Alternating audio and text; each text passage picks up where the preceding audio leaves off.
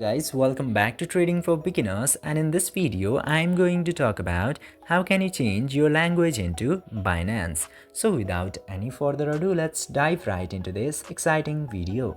Now, in order to change your interface language, just simply open your Binance application.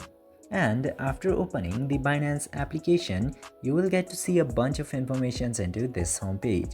Now you just simply have to select this Binance icon from top left corner. Just simply tap into that and then go over settings by tapping into gear icon in top right. After going into settings, you will get to see this option of language into general. Tap to language and then you can select all of the available languages from here. Just simply select your desired language and your application language will be changed into your desired language this easily. Now, in order to change again, you can go back to that section and change it again. This way, you can easily change your Binance app language. I hope this video was informative for you. If yes, don't forget to like, share and subscribe to the channel to never miss another update. Thank you for watching the video.